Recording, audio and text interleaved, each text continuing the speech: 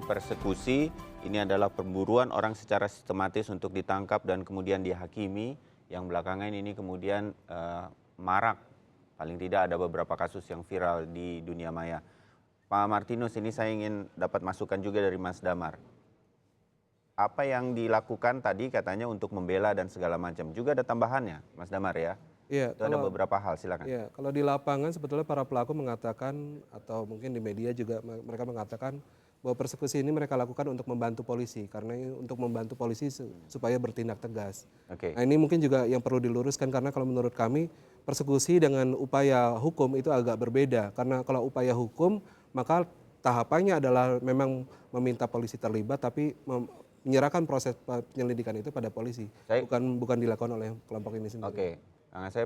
Ya gini, ketika sekali lagi saya katakan, ada orang dianggap melakukan perbuatan melawan hukum, walaupun belum tentu. Tadi, ketika dia memang harus membantu polisi, hanya laporan atau pengaduan. Tidak boleh dia melakukan tekanan-tekanan. Itulah yang sebetulnya kita secara sipil membantu polisi itu begitu. Cara itu yang dilakukan, karena ada proses, ketika orang melakukan perbuatan melawan hukum, ada proses hukum yang harus dilalui. Tidak boleh jadi penegak hukum jalanan. Nah, ketika orang misalkan bikin surat pernyataan, tapi dibawa tanpa tekanan, tapi ditekan, suruh minta maaf, itu persoalan lain. Apalagi kalau ini delik aduan dan delik biasa. Nah, kalau itu tindak pidana sekarang, ada orang-orang tertentu dan kelompok-kelompok tertentu, sekarang hampir masih seluruh Indonesia melakukan itu.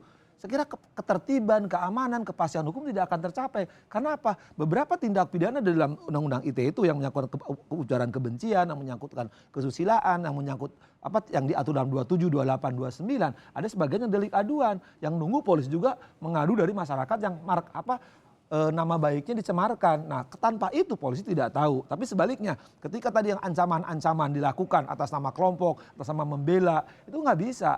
Orang bisa membela kelompok tertentu, agama tertentu, suku agama tertentu, tidak boleh mengatasnamakan kelompok-kelompok itu dengan melakukan perbuatan melawan hukum. Ada prosedurnya, ini harus dilakukan. Seperti main hakim sendiri jadinya. Ya itu tidak boleh, karena hakim sih boleh main sendiri. Hakim yang boleh main sendiri, tapi tidak boleh main sama orang lain-lain gitu. Bisa dimengerti mudah-mudahan mengenai ini. Nah, Pak Martinus, dari video yang viral Pak, sebagai orang awam yang melihatnya, itu kan kejadiannya tampaknya bukan di kantor polisi ya Pak ya. Ini seorang anak 15 atau 16 tahun ini di Jakarta Timur. Nah, itu di depan polisi dia seperti diintimidasi untuk mengaku bahwa dia melakukan salah.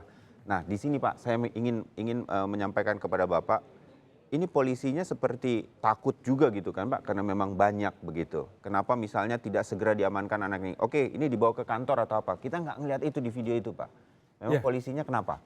Ya memang karena nggak ada polisinya kan, karena memang nggak ada polisinya. Dan ini juga kejadiannya kan hari Minggu.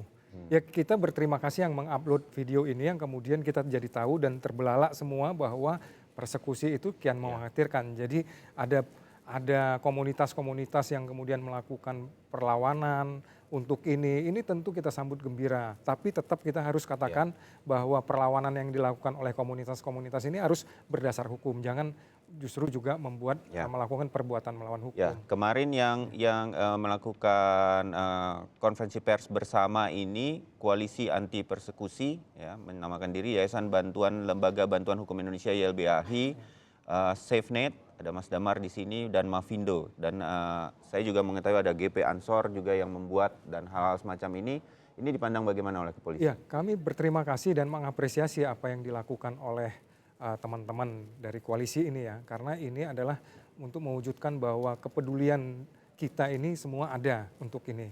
Bagi kami sendiri, kami sudah dari awal menyatakan bahwa persekusi ini perbuatan melawan hukum.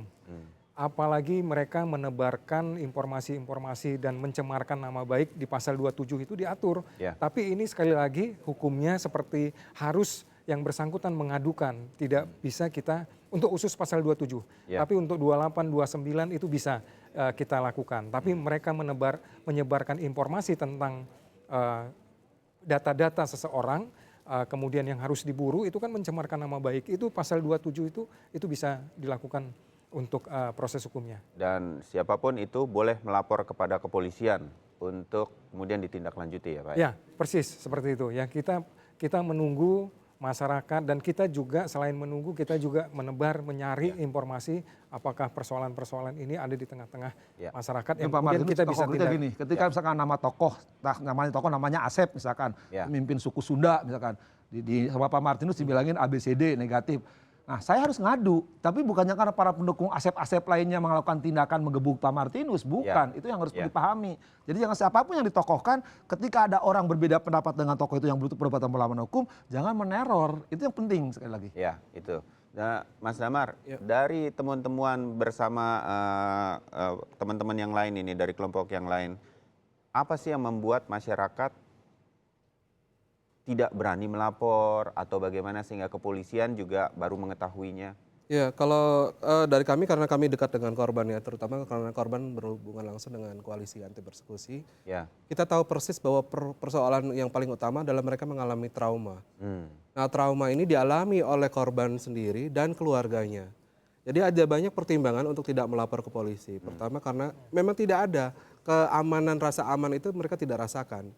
Seperti yang dialami anak di Jakarta ini, ya, misalnya dia sampai contoh, dikeluarkan dari sekolah, betul begitu ya? Ya, ini pindah kan kontrakan. Yang terjadi pada PMA adalah dia dikeluarkan dari sekolah, lalu harus pindah dari kontrakan, masih mendapat teror juga dari mana-mana. Lalu yang terjadi pada Dr. Lola misalnya, dia baru bisa bicara setelah di Jakarta. Karena kalau bicara di sana dia tidak aman.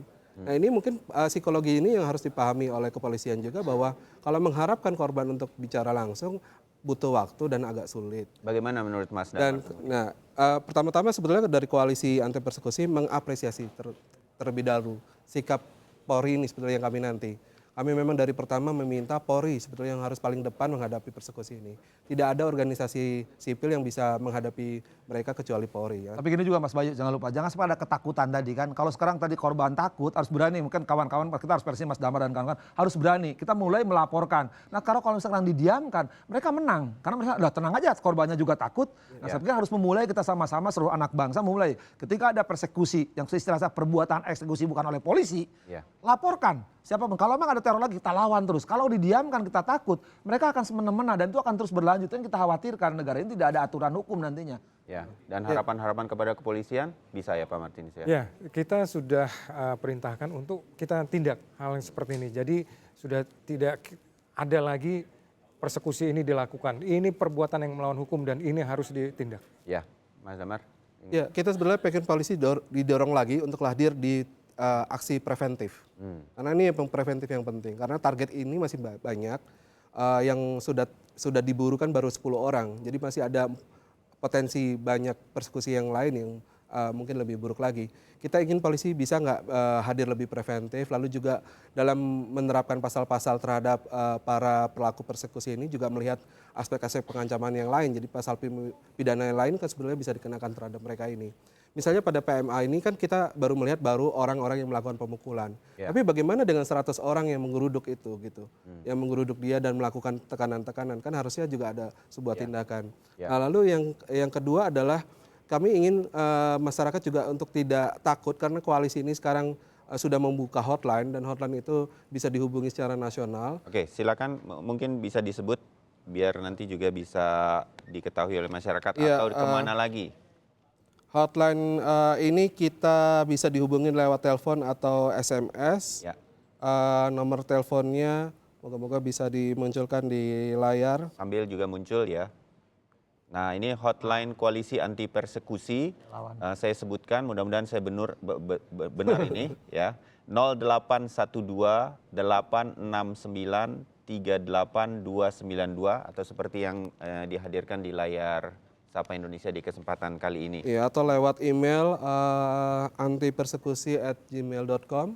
Nah, di sana nanti akan ada tim yang akan bergerak sesuai kebutuhan korban. Nah, ini kita berharap sebetulnya korban-korban untuk tampil, muncul, dan kemudian membuat sebuah upaya untuk melawan persekusi ini. Karena ini memang tidak bisa didiamkan lagi. Ya, Kang Asep sedikit, saya tertarik dengan apa yang dikatakan Mas Damar sebagai preventif atau pencegahan. Bisa sebetulnya ini? Ya bisa. Kalau gini, ketika memang ini dilakukan oleh Mas Damar dan kawan-kawan, semua aktif, media memberitakan, sebaliknya polisi juga menanggapi, mengapresiasi, menindaklanjuti, saya pikir akan terlaksana. Tapi kalau itu tidak terlaksana, saya jangan harap. Kalau masyarakat takut, beliau tidak melakukan, polisi tidak menanggapi, tidak akan pernah selesai. Justru teror semakin tinggi. Kalau sekarang kan ada koalisi masyarakat anti korupsi, anti teroris. Sekarang persekusi ini harus jalan. Artinya masif menyeluruh. Jadi mereka harus kita lawan rame-rame. Karena tidak ada pemegang kebenaran, tidak pemegang penegak hukum selain penegak hukum itu sendiri. Nah kalau sekarang mereka dibiarkan dan kemudian masyarakat takut, tidak melaporkan, kemudian penegak hukum tidak menindaklanjuti, saya kira akan selamanya akan terjadi. Ya, itu yang kita khawatirkan. Ya, Mas Damar sama Pak Martinus, saya tertarik juga satu ini dengan kata-kata bahwa persekusi adalah pemburuan orang secara sistematis. Kemudian saya makin tergambar di benak saya bagaimana sistematisnya. Ada orang yang disasar, dicari, ada namanya Asep Iriawan, diketahui alamatnya dan segala macam. Kegiatannya bisa diketahui, dibeberkan terlebih dahulu sebagai sebuah ancaman di Facebook begitu. Nah ini secara sistematis ini bisa diketahui dalangnya nggak Pak? Begitu maksud saya. Ini kan nggak cuma bergerak orang per orang terus kemudian bergerak. Ini seperti ayo yuk kita begini dan kemudian ada yang merencanakan siapa yang di lapangan. Ini akan diusut nggak Pak? Kalau seperti itu kita udah lakukan ya. Jadi seperti website itu, situs itu sekarang kita sudah blokir ya. Jadi sudah tidak bisa lagi. Kita memang ada beberapa langkah yang kita lakukan untuk situs-situs yang seperti itu ya. Pertama kita lakukan pemblokiran, kemudian yang kedua kita lakukan counter ya. Yang ketiga kita take down, kita bersihkan. Yang keempat ya kita lakukan proses penegakan hukum. Nah, upaya-upaya seperti itu kita lakukan karena dunia maya sekarang itu ya di media sosial bukan dunia maya lagi ya, tetapi sudah dunia nyata itu. Sehari-hari kita hadapin, ini menjadi dunia nyata. Dan yang bagi mereka yang kemudian membuat website itu akan kita lakukan upaya-upaya penindakan hukum. Terakhir ada di Lampung ya, kita ada ancaman-ancaman kepada Bapak Kapolri ya, itu kemudian kita lakukan upaya penegakan hukum.